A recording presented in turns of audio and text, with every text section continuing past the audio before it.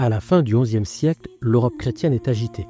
L'Empire byzantin, affaibli par les guerres contre les Turcs seldjoukides, appelle à l'aide. À l'ouest, le pape Urbain II y voit une opportunité. En 1095, il lance un appel à la croisade pour reprendre Jérusalem aux musulmans. Cet appel n'est pas seulement religieux, il est aussi politique. Nobles en quête de terre, chevaliers en quête de gloire ou marchands cherchant de nouveaux réseaux commerciaux, tous y trouvent un intérêt. Mais partir en Terre Sainte, c'est s'engager dans l'inconnu. Ceux qui s'y aventurent doivent comprendre un monde qui leur est étranger. Les routes, les alliances locales, les ressources disponibles et les forces en présence. Le renseignement devient alors un enjeu crucial, certains l'utilisant d'ailleurs mieux que d'autres. D'abord les croisés, qui s'appuient sur les Byzantins et les ordres militaires pour structurer leur collecte d'informations. Puis, à mesure que les années passent, l'équilibre s'inverse. Des chefs, comme Saladin, on le verra plus tard, bâtissent des réseaux de renseignement capables d'influencer l'issue des batailles. Quand la première croisade débute en 1096, les armées chrétiennes avancent sans réelle coordination. Elles comptent surtout sur les Byzantins pour les guider. Alexis Ier, comme Nène, l'empereur byzantin, ne leur fait pas confiance et préfère les utiliser pour conquérir ou reconquérir ses propres terres, plutôt que de les laisser progresser librement. Le renseignement, à ce moment-là, est embryonnaire ou quasiment. Les croisés ne connaissent ni le terrain ni les dynamiques locales. Pourtant, leur avancée est fulgurante. Pourquoi ? Parce que leurs adversaires musulmans sont désunis. À cette époque, le Proche-Orient est morcelé entre plusieurs factions, les Seldjoukides, les Fatimides et d'autres émirs rivaux. Ils ne partagent pas leurs informations, ne coordonnent pas leurs armées. Cela joue en faveur des croisés qui profitent de ce chaos pour avancer sans rencontrer de résistance concertée. Mais cette absence de renseignements structurés se fait aussi sentir côté chrétien. À plusieurs reprises, les croisés avancent à l'aveugle, manquent d'eau, se retrouvent piégés par des forces qu'ils n'avaient pas anticipées. Lors du siège d'Antioche, entre 1097 et 1098, ils prennent la ville mais se retrouvent immédiatement assiégés par une armée musulmane venue de Mossoul. Ils n'avaient pas vu venir cette contre-offensive et ce n'est qu'en utilisant la trahison et des alliances locales qu'ils parviennent à s'en sortir. En 1099, ils prennent Jérusalem, mais leur victoire repose davantage sur la division de leurs ennemis que sur une réelle maîtrise du renseignement. Après la première croisade, les États latins d'Orient s'organisent. Ils ne peuvent plus se permettre d'être aveugles. C'est là que des structures plus solides émergent, notamment avec les ordres militaires. Les Templiers et les Hospitaliers ne sont pas que des soldats. Ils deviennent rapidement les administrateurs des États croisés, assurant la gestion des routes, des places fortes et des échanges commerciaux. Ce rôle leur donne un accès privilégié aux informations.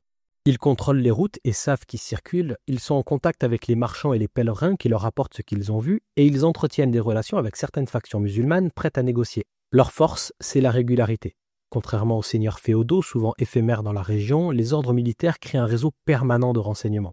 Cela permet aux croisés de mener des campagnes plus réfléchies. Lors des batailles de Montgisard en 1177 et d'Arsouf en 1191, ils anticipent les mouvements ennemis et choisissent des positions avantageuses. Mais cette organisation a ses limites. Le renseignement n'est utile que si les dirigeants savent l'exploiter et tous ne le font pas. Face à cette organisation chrétienne, Saladin apporte une réponse bien plus structurée. Il ne se contente pas d'avoir des éclaireurs ou des espions ponctuels. Il construit un véritable système de renseignement, mêlant observation militaire, infiltration et désinformation. D'abord, il s'appuie sur les marchands et les voyageurs. Les routes caravanières lui offrent un flux constant d'informations sur l'état des places fortes chrétiennes, la situation politique en Europe et sur les tensions internes entre croisés. Ensuite, il sait utiliser les déserteurs et les prisonniers.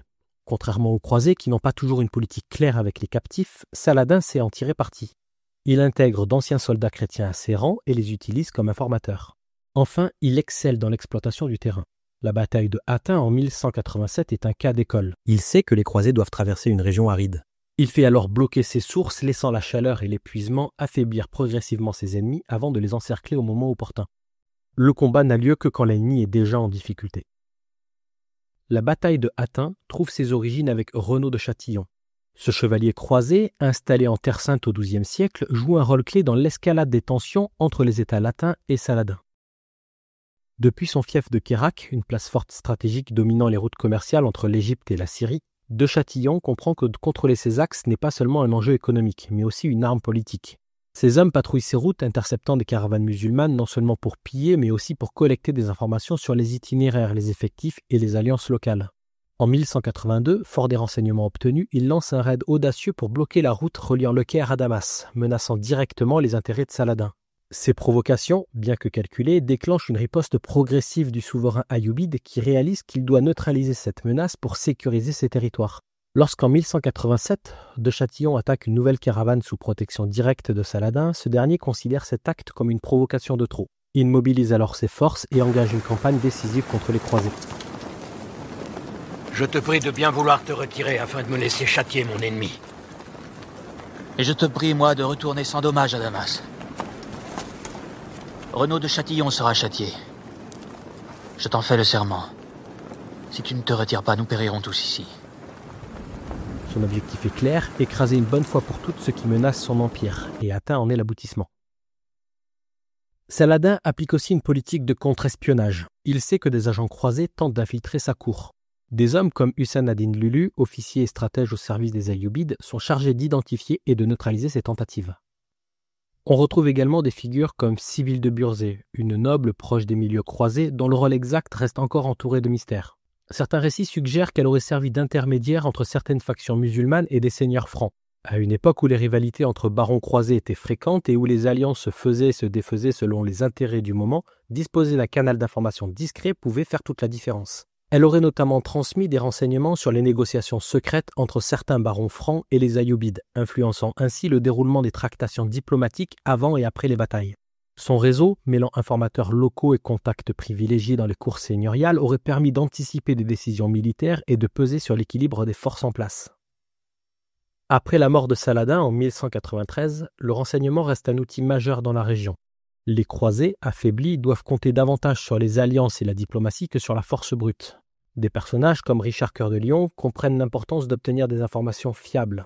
Lors de la troisième croisade, il sait qu'il ne pourra pas prendre Jérusalem par la force. Il utilise des négociations tout en maintenant une pression militaire calculée. Les États croisés survivent encore un siècle après Saladin, mais ils sont constamment sous pression. La bataille de la Forbie en 1244 illustre l'impact du renseignement lorsqu'il est mal utilisé. Une coalition chrétienne menée par Gauthier de Brienne et Guillaume de Châteauneuf, grand maître des Hospitaliers et qui comprend des Templiers, des Hospitaliers et des renforts du royaume arménien de Cilicie, affronte une armée principalement composée de Mamelouks et de contingents khwarezmiens. Les croisés sous-estiment gravement la menace que représentent ces derniers, qu'ils considèrent comme une force dispersée et peu organisée. Leurs renseignements sont erronés. Ces guerriers nomades sont en réalité parfaitement coordonnés avec les Mamelouks et adoptent une tactique de feinte et d'encerclement. Mal préparés, les croisés sont écrasés en une seule journée, subissant l'une des pires défaites depuis Atin. La fin des croisades s'amorce progressivement au cours du XIIIe siècle, marquée par une série d'échecs militaires, de tensions internes et l'évolution des rapports de force en Méditerranée orientale. Après la défaite des croisés à la Forbie et la capture de Saint-Louis lors de la 7e croisade en 1250, les États latins d'Orient deviennent de plus en plus vulnérables aux Mamelouks, qui prennent progressivement l'ascendant. En 1291, la chute de Saint-Jean d'Acre, dernier bastion chrétien en Terre Sainte, met un terme définitif à la présence franque en Orient. Si les croisades avaient commencé comme un projet à la fois religieux et politique, leur échec final résulte de plusieurs facteurs. Le manque de coordination entre les puissances chrétiennes, la montée en puissance des Mamelouks et l'épuisement des ressources européennes face à des conflits internes croissants. Malgré plusieurs tentatives de relancer l'offensive, notamment par des expéditions maritimes et diplomatiques, l'époque des croisades s'achève, laissant derrière elle un héritage complexe d'échanges culturels, de transformations militaires et de redéfinition des rapports entre l'Orient et l'Occident. Les croisades ne sont pas seulement une suite de batailles spectaculaires. Derrière chaque affrontement, il y a beaucoup de facteurs qui entrent en jeu, comme la diplomatie, le renseignement et bien sûr la religion. Les premiers croisés ont avancé sans préparation, profitant des divisions musulmanes. Mais dès que leurs adversaires ont structuré leur réseau d'information, l'équilibre s'est inversé. Saladin et ses successeurs ont compris qu'une armée bien informée pouvait gagner avant même de livrer bataille. Que ce soit par l'observation du terrain, l'infiltration, la désinformation ou la diplomatie, le renseignement a façonné l'issue de bien des affrontements. Comprendre ces dynamiques permet de mieux saisir l'impact stratégique des croisades au-delà des seules batailles. Pour approfondir cette période et explorer les événements sous différents angles, je vous recommande ces deux lectures. La première, c'est l'histoire des croisades et du royaume franc de Jérusalem de René Grousset, une référence incontournable sur le sujet. La seconde, c'est les croisades vues par les Arabes d'Amin Malouf, qui apporte un éclairage précieux depuis la perspective des sociétés musulmanes de l'époque. Merci d'avoir suivi ce nouvel épisode de l'histoire du renseignement, une histoire très riche, très dense, qui fait encore écho de nos jours. On se retrouve la semaine prochaine pour un nouvel épisode consacré à la guerre de 100 ans. Mais d'ici là, prenez soin de vos secrets.